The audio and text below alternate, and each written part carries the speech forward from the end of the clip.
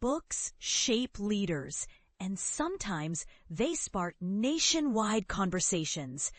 That's exactly why President Obama's summer reading list always makes waves. Every year since his presidency began, Obama has invited us into his literary world, much like FDR's famous radio chats humanize the White House. While cozying up with his choices does give us insight into his personality and values, it also puts a powerful spotlight on the publishing world. It's an annual event that gets people talking and bookstores buzzing. But here's what makes this year's selections especially interesting. Now enjoying his post-presidential life as a cultural tastemaker and media producer, Obama hasn't let go of his bookish tradition. Just today, he revealed his latest hand-picked selection on Instagram. The Mix? This summer's picks run the gamut, from gripping historical sagas and blockbuster literary fiction to a handful of bold, genre-bending surprises that might just upend your understanding of what a former president reads for fun. Ready for the details? Here's a guided tour through every title Obama read and relished during the 2025 summer, including some fascinating standouts that may catch even die-hard bookworms off guard. Ron Chernow, Mark Twain. First up, the acclaimed biographer who gave us the definitive take on Alexander Hamilton, sparking everything from pop musicals to a renewed appreciation for American history, turns his formidable pen to Mark Twain. Is it any wonder this epic biography of America's razor-sharp satirist found its way onto Obama's shelf? Some say Chernow's works are so compelling they transform public memory. Could a musical about Twain be on the horizon? Attention, Broadway! Should we start prepping for banjo solos and satire in 2026? Stephen Graham Jones, The Buffalo Hunter. Here's where things get a bit unexpected. Stephen Graham Jones, long praised for his chilling tales, brings us a vivid historical thriller set among the Blackfeet Nation in 1912. Described as an unforgettable story about one of the bloodiest, most formative chapters in our history, this novel pulls no punches. Sure, it's a little dark for a beachy afternoon. So why does Obama dive into stories like this? Maybe even in summer, he's drawn to powerful, complex histories that challenge the status quo. What do you think? Should presidents stick to lighter topics for their downtime? Madeleine Thien, The Book of Records. We venture deeper into thought-provoking territory. Thien's dystopian masterpiece, taking place within a migrant settlement, unpacks global dilemmas like displacement and the refugee crisis. Her lush, intricate writing doesn't just entertain. It invites reflection on problems our modern world hasn't solved. And this is the part most people miss. Obama's list isn't about escapism. Instead, it's about facing hard realities through literature's lens.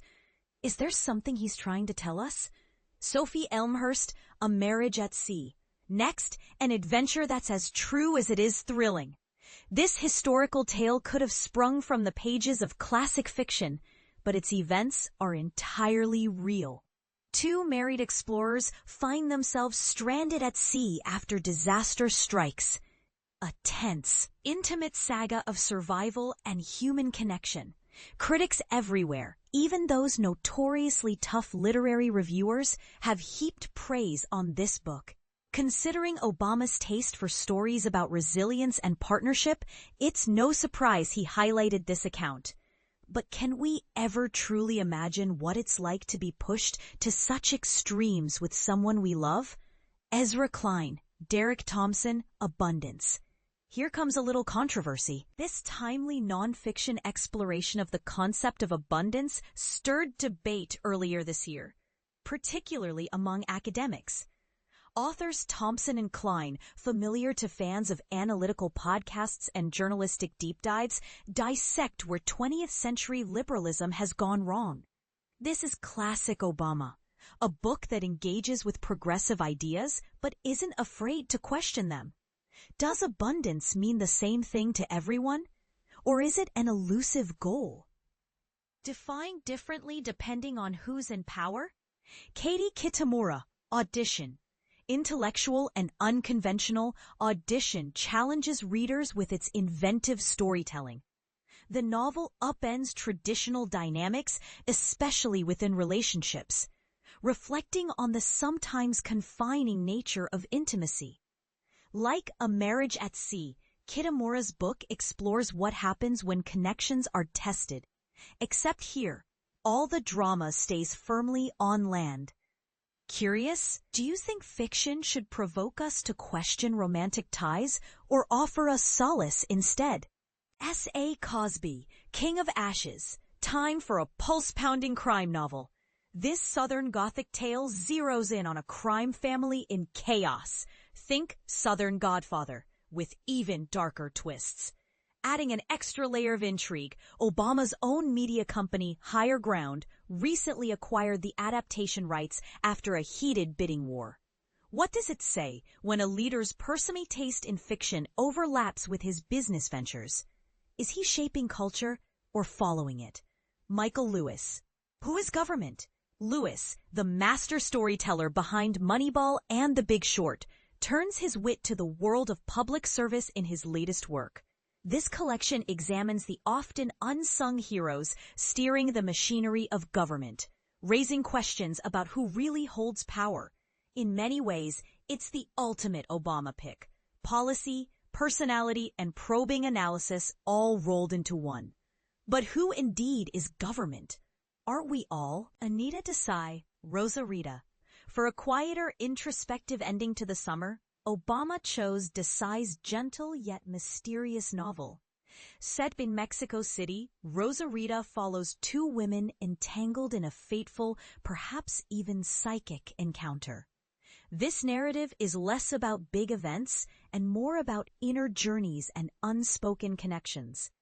A reminder that sometimes the most meaningful stories happen between the lines. Chris Hayes, The Siren's Call. How attention became the world's most endangered resource. And finally, in an era of endless distraction, The Siren's Call tackles the urgent question of what it means when our focus becomes scarce. Hayes, a sharp commentator, illustrates why attention is a resource more precious than ever, a lesson the president clearly values. If the people leading us are reading about attention, shouldn't we all pause and consider how we're spending ours? So there you have it, a list as varied and complex as the man who picked it. Each title isn't just a good read, it's a conversation starter. Which of these books would you pick up first? Did any surprise you, or do you wish he'd chosen something else altogether? Dive into the comments. Do you agree with Obama's taste in literature, or do you see things differently? Let's get the debate started.